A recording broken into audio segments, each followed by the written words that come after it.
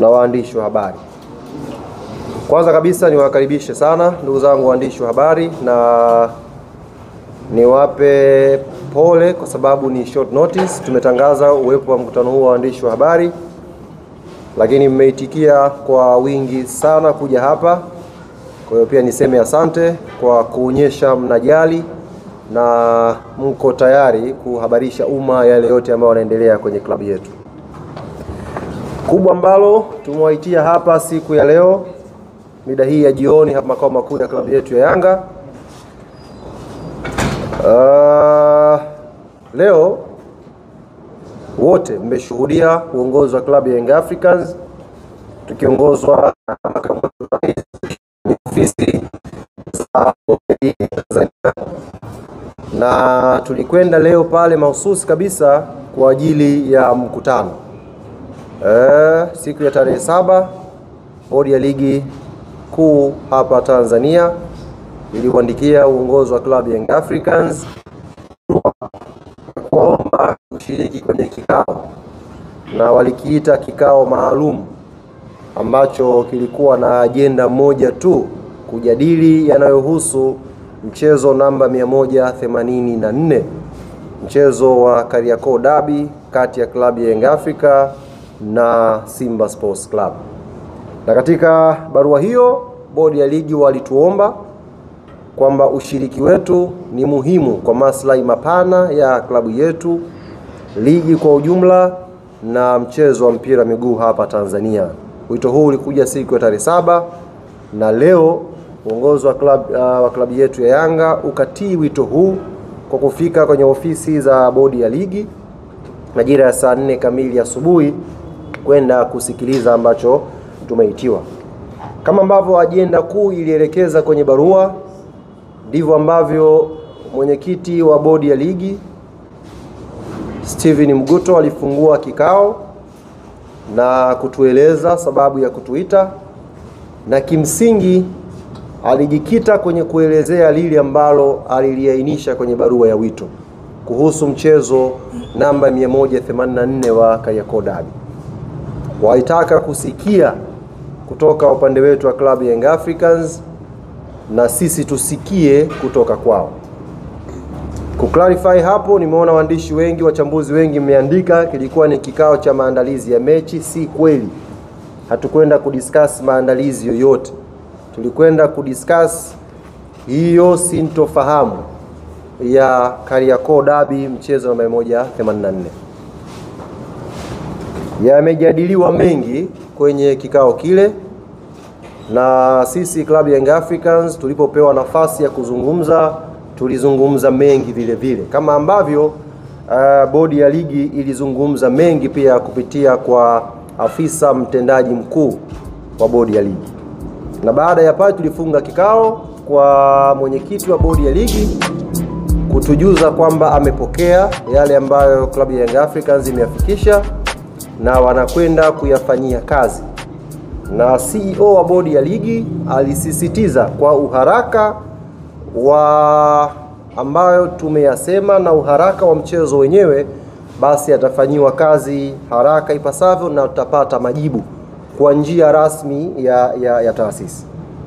Tumeondoka pale, tumefika hapa ofisini, tumemwona mtendaji wa bodi ya ligi Almas Kasongo akizungumza na waandishi wa habari na akigusia au akielezea yale ambayo yametokea kwenye kikao kile.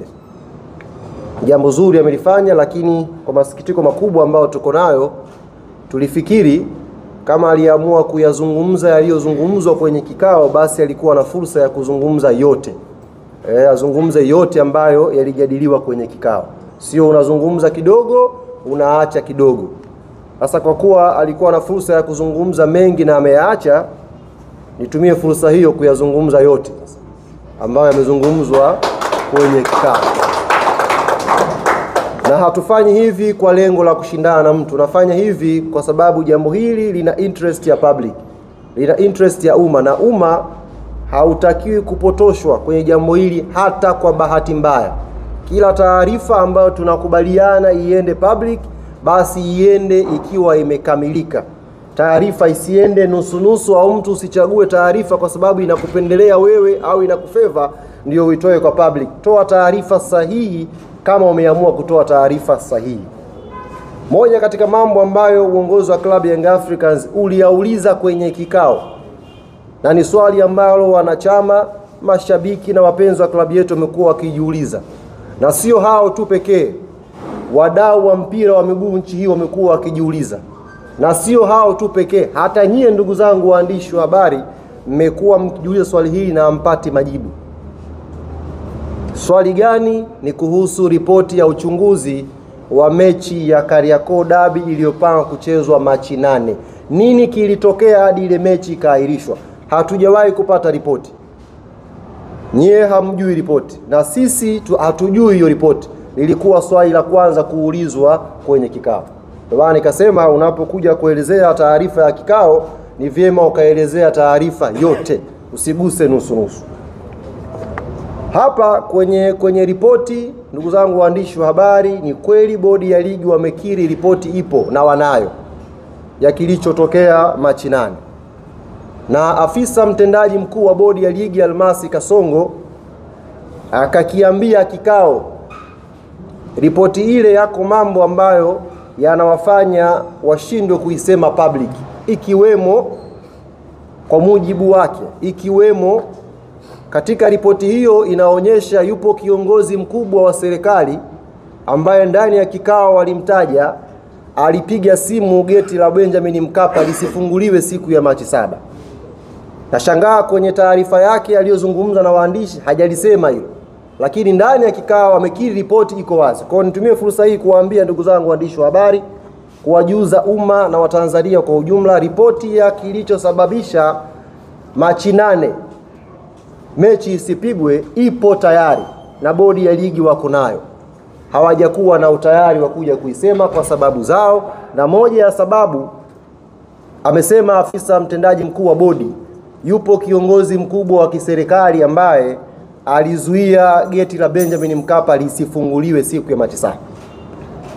Kwa nitumie fursa hii kumwambia Almasi Kasongo, kumuomba akiwa anazungumza next time nikipata fursa ya kukutana naye, waambie Watanzania wanataka kujua ripoti ya Machi 8 clean ilivyo, eleza umma upate kufahamu. Umma hautaki kubaki na sintofahamu. Mbali na hilo, tuliwasilisha ripoti yetu na tukaeleza matakwa ya klabu ya Young Africans. Tuliwasilisha ripoti yetu na tukaeleza matakwa yetu ya klabu ya Young Africans. Ni kweli tumeainisha matakwa haya 4 kama mlivyoambiwa na kama mlivyosikia na kusoma. Tumepeleka matakwa haya 4.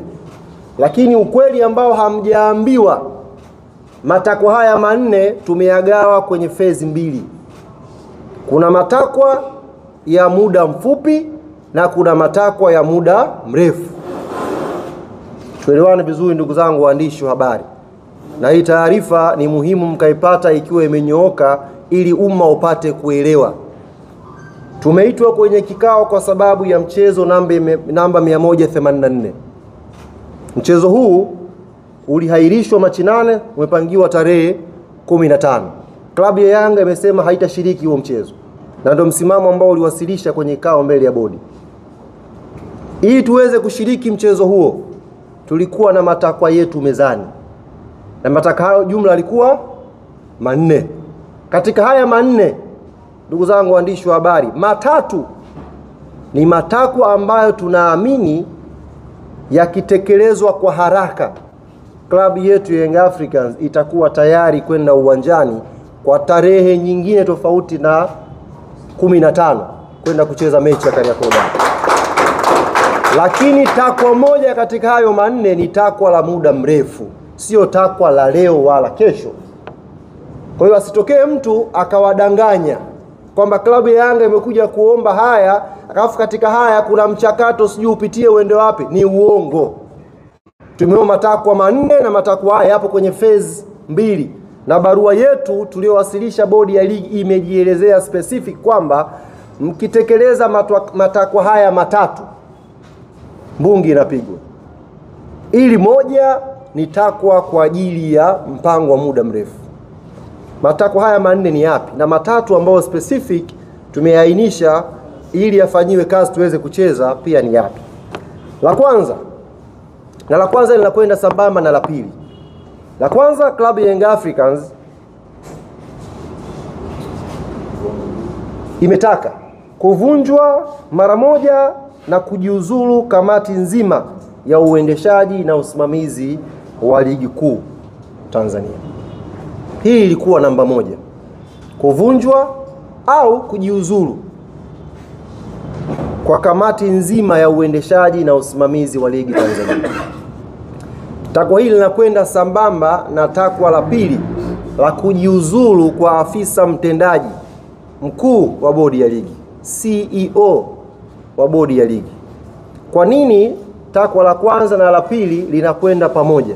Na kwa nini tumesema hili likitekelezwa klabu ya Young Africans iko tayari kucheza mchezo na 184? Kwa sababu kuhairishwa mechi ya Machi 8, tunaamini kama klabu hapakufuatwa utaratibu na palikuwa pana uvunjwaji mkubwa wa kikanuni. Hapana utaratibu uliofuatwa na kulikuwa na uvunjwaji mkubwa wa kikanuni. Hivyo tunaamini CEO wa bodi ya ligi na kamati ya uendeshaji na usimamizi wa ligi ilifanya haya kwa makusudi kabisa kwa ajili ya kuipa favor timu fulani. Sasa basi, kwa sababu watu hawa wamevunja kwa makusudi kwa ajili ya kuweka upendeleo kwa baadhi ya timu kanuni na kuhairisha mchezo wa Machi 8, Club Young Africans haitakuwa tayari kushiriki mechi hii ya 134 namba 84 kama kamati nzima ya uendeshaji na usimamizi wa bodi haitajiuzulu au kuvunjwa na afisa mtendaji mkuu pia na yeye kuondoka. Jambo la tatu ilikuwa ni kujiuzulu kwa katibu mkuu wa TFF, ndugu Wilfred Kidau.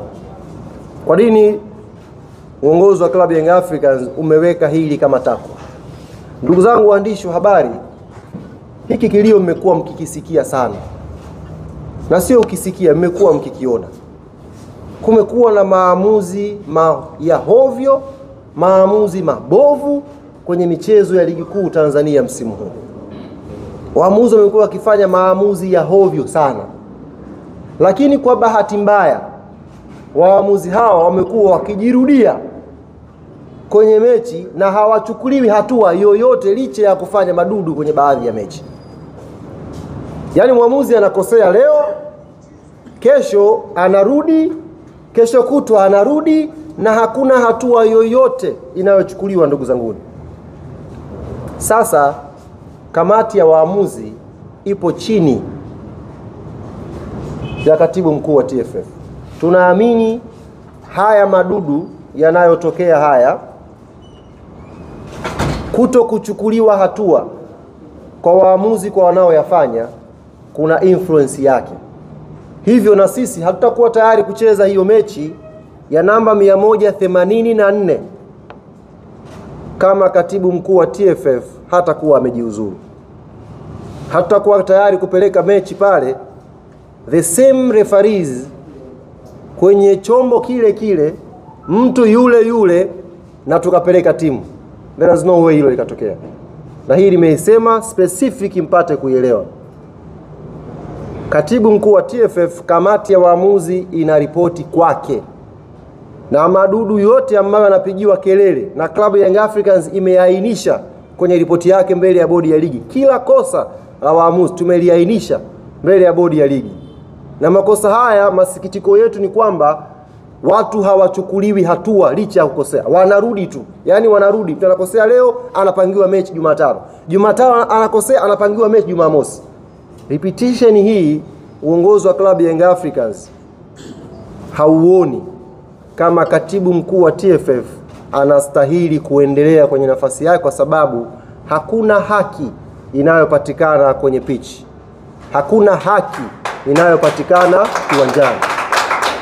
Ligi yetu inavyosemwa ni ligi namba 4 kwa ubora barani Afrika.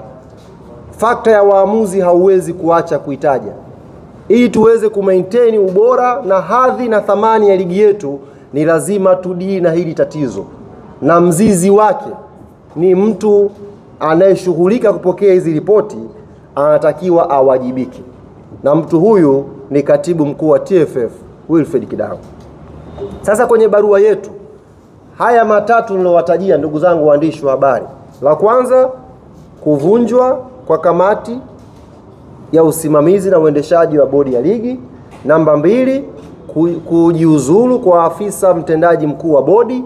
Namba 3, kujiuzulu kwa katibu mkuu wa TFF. Haya matatu, na kwa barua yetu tumeelekeza haya matatu yakifanyiwa kazi, haya matatu ni matakwa ya muda mfupi, tutakuwa tayari kupeleka timu. Takwa la 4 tulisema ni uhuru na mageuzi ya kimuundo ya bodi ya ligi. Na barua yetu ilikuwa very clear kwamba hili ni jambo tunalotazamia la muda mrefu. Sio kama mnanielewa vizuri.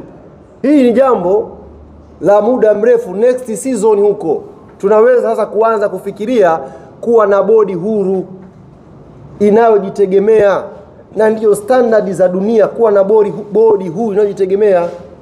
Niwape mfano ndugu zangu waandishi wa habari. Kwenye press conference hiyo press alofanya CEO wa bodi ya ligi leo, nyie mlikuwa pale, amezungumza na mnaona namna gani bodi ya ligi haina power. Kazungumza, mlikuwa mnasikia namna gani amesema kuna chombo cha juu cha kuahirisha mechi. Namna gani amezungumza kuonyesha bodi ya ligi haina decision zake.